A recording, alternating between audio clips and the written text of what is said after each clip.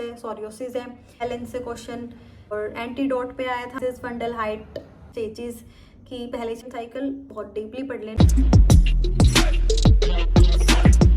Hello friends, welcome to my channel. So आज हम लोग बात करने वाले हैं जो DSSB का नर्सिंग एग्ज़ाम अभी चल रहा है, जिसका फर्स्ट एग्ज़ाम था 12 तारीख को और लास्ट एग्ज़ाम होने वाले 6 सितंबर को।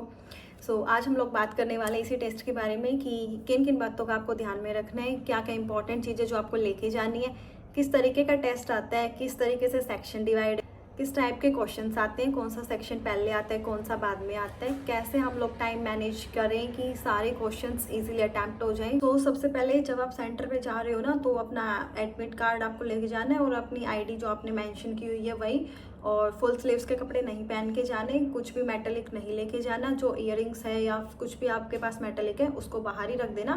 रफ शीट आपको उधर से मिलेगी, पेन आपको उधर से मिलेगा। शूज नहीं पहन के जाने, सिंपल स्लीपर्स पहन के जाने, हील्स नहीं डाल के जानी। जो भी बच्चे अगर हील्स डाल के जा रहे हैं या शूज़ डाल के जा रहे हैं उनके बाहर ही निकलवा लिए जाते हैं, फिर आपको नंगे पैर अंदर जाना होगा। तो इससे अच्छा है कि आप अपना सेफ साइड की पहले से ही सिंपल कपड़े पहन के जाना, हाफ स्लीव्स के कपड़े पहन के जाने हैं और शूज़ नहीं पहनने, स्लीपर पहन के जाने हैं। एडमिट कार्ड, अपनी आईडी, और अगर आपको पानी की बोतल अगर लेके जानी है तो आप ट्रांसपेरेंट बोतल में पानी की बोतल लेके जा सकते हो।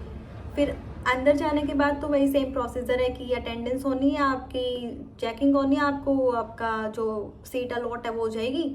जनरल बातें हमने डिस्कस कर ली। इसके बाद हम लोग डिस्कस करने वाले हैं कि एग्ज़ाम कैसा आया था, किस सब्जेक्ट को कितनी वेटेज दी गई थी, और नर्सिंग कैसी थी, नॉन नर्सिंग कैसी थी, जीके कैसी थी। सबसे पहला जो सेक्शन था मेरा रीजनिंग आया था।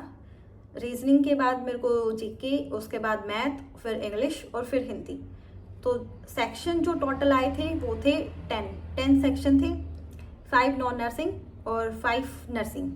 हर एक सेक्शन में 20 क्वेश्चंस थे, तो 20 × 10 200 क्वेश्चंस हो गए, 100 नॉन नर्सिंग के और 100 नर्सिंग के।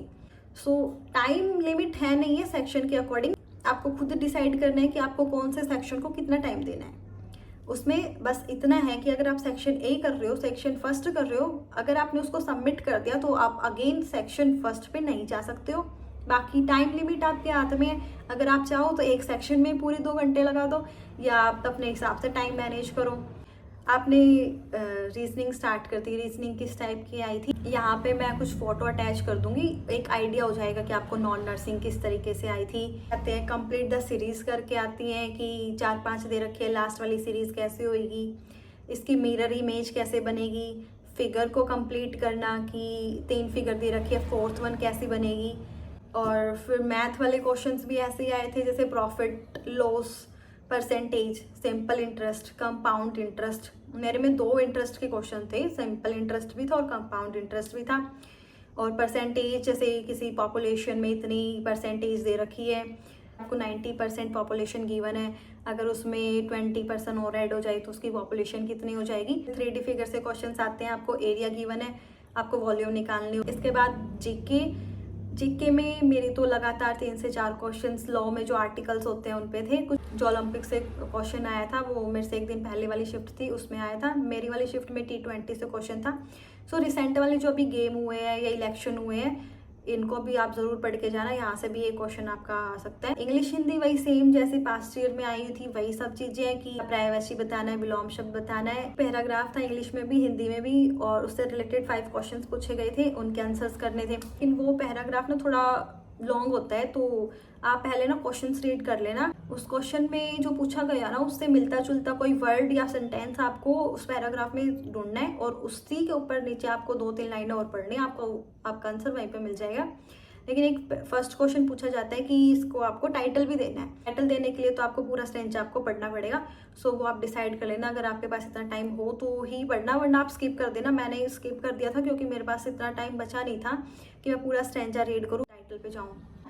बाकी टाइम मैनेजमेंट ध्यान रखना, क्योंकि मैथ, रीजनिंग बहुत ज़्यादा टाइम कंज्यूमिंग होते हैं। अब जिन लोगों की प्रैक्टिस है इस चीज़ में वो लोग तो अच्छे से कर लेंगे, उनको इतना टाइम नहीं लगेगा। लेकिन हम लोग नर्सिंग वाले स्टूडेंट्स हैं तो थोड़ा प्रॉब्लम होती है ये फॉर्मूला लगाना, फिर वो मैथ, मल्टीप्लाई, डिवाइड, और फिर एक भी डिजिट इधर उधर हो जाए तो फिर से टाइम वेस्ट।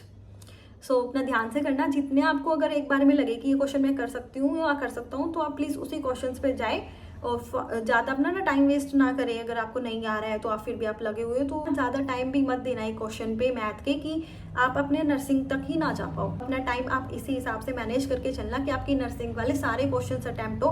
बेशक से अगर आपके मैथ के क्वेश्चन अगर आप रह रहे हैं आपके 5-7 तो कोई बात नहीं, लेकिन नर्सिंग आपकी एक स्ट्रॉन्ग साइड है। अगर आप वही अटैम्प्ट नहीं करोगे तो फिर हम लोग बात करते हैं कि नर्सिंग कैसी आई थी। नर्सिंग जो आ रही है ना, मैं आपको बता देती हूँ 5-7 चीज़ें जो आपको बिल्कुल ही पढ़ के जाननी है। उसमें से ना क्वेश्चंस जो जितने भी शिफ्टों में एग्जाम हुआ है ना, मैक्सिमम रिपीट हो रहे हैं। तो सबसे पहले प्रेगनेंसी में आपको मेंस्ट्रुएशन साइकिल बहुत डीपली पढ़ लें। 14 डे पे क्या होता है, ओवुलेशन होता है, कौन कौन से हार्मोन इम्बैलेंस होते हैं। प्रेगनेंसी के बाद जो डिस्चार्ज होता है, लोकिया होता है, उसकी स्टेजेस कि पहले 4 दिन में क्या होता है, उसके बाद क्या होता है, उसका कलर क्या होता है, और सिम्फाइसिस फंडल हाइट, हेलुसिनेशन से क्वेश्चन और MSN से जो इंपॉर्टेंट डिजीज है उनका एक पर्टिकुलर साइन एंड सिम्टम तो होता है, वो वाला तो आप जरूर पढ़ के जाना। इंपॉर्टेंट डायग्नोज है। ECG से क्वेश्चन आया था। इलेक्ट्रोलाइट इम्बैलेंस से क्वेश्चन आया था कि अगर कैल्शियम कम हो जाता है तो कौन सा साइन देखने को मिलता है। और एंटीडोट पे आया था, जैसे ओपियोइड की एंटीडोट क्या होती है। नर्सिंग वाले जो क्वेश्चंस आए हैं ना, वो आपके एक लाइन में क्वेश्चन है, घुमा फिरा के नहीं पूछा गया है। ना ही आपको सिनेरियो बेस्ड है कि ये चल रहा है एकदम से आपको क्या करना है। प्रायोरिटी बेस्ड ज़्यादा कुछ है नहीं, वही सब बुक की लैंग्वेज वाले क्वेश्चंस आए हुए हैं। तो ये वाले जो क्वेश्चन है ऑलमोस्ट सभी कर लेंगे, लेकिन टाइम ध्यान रखना। मेरी नर्सिंग ना 40 मिनट में हुई थी, तो आप भी अपने पास इतना टाइम बचा के रखना कि 40 से 45 मिनट की आपकी नर्सिंग इतनी देर में हो जाए। जितने आपसे क्वेश्चन बन पा रहे वो क्वेश्चन करो, जो नहीं हो रहे वो आप लोग स्किप कर दो। तो कट ऑफ गई थी जनरल कैटेगरी से लास्ट टाइम, वो थी 122 पॉइंट समथिंग।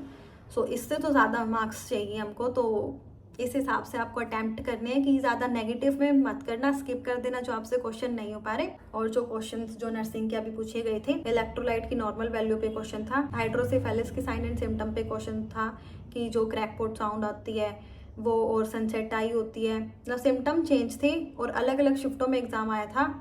मेरी शिफ्ट में आया था सनसेट आई कौन सा डिजीज में देखने को मिलती है। जो मेरे से पहले वाला एग्जाम था उसमें आया था कि जो क्रैकपोर्ट साउंड है वो कौन से डिजीज में। तो दोनों डिजीज एक ही है, तो इसी तरीके से क्वेश्चन आ रहे हैं, टॉपिक वही रह रही है। तो आप इन्हीं टॉपिक को जितना उसके रिवाइज कर लेना, अपना स्ट्रॉन्ग कर लेना। मेंस्ट्रुएशन साइकिल, लोकिया हो गया आपका, ECG होगा, इलेक्ट्रोलाइट इम्बैलेंस हो गए, हाइड्रोसेफेलस है, सोरियोसिस है, लेप्रोसी पे क्वेश्चन है, रेकोन आई होता है, और ऑब्जेक्टिव सब्जेक्टिव असेसमेंट में क्या डिफरेंस होता है।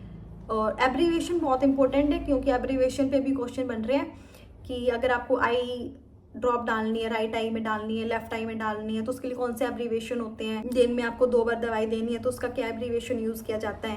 क्रैनियल नर्व से क्वेश्चन बनाया है, जैसे अगर किसी को हियरिंग लॉस है तो उसमें कौन सा क्रैनियल नर्व डैमेज हुआ है। अबॉर्शन के जो सारे टाइप्स हैं उनमें जैसे मैच ऑफ द फॉलोइंग करके आया हुआ था कि मैच करने हैं कि कौन से अबॉर्शन में आपको क्या देखने को मिलता है। जो पीडिया में माइलस्टोन दे रखा है वो भी आपको अच्छे से पढ़ना है कि कितने मंथ पे बेबी रनिंग करता है, कितने मंथ पे बेबी सेल्फ ब्रश करना स्टार्ट कर देता है। विटामिन डेफिशिएंसी पे कि विटामिन ए की डेफिशिएंसी से कौन सी डिजीज होती है, विटामिन सी से कौन सी डिजीज होती है। और जो मेंटल हेल्थ एक्ट है 2017 वाला, उसके सारे चैप्टर्स एक बार पढ़ लेना कि चैप्टर नंबर 4 में क्या, चैप्टर 5 में, चैप्टर 12 में। और इमेज बेस्ड क्वेश्चन भी आ रहे हैं। मेरे में बेड सोर की इमेज है कि 3rd डिग्री बेड सोर है, 4th डिग्री बेड सोर है। सो ज़्यादा स्ट्रेस मत लेना, नर्सिंग तो हो जाएगी।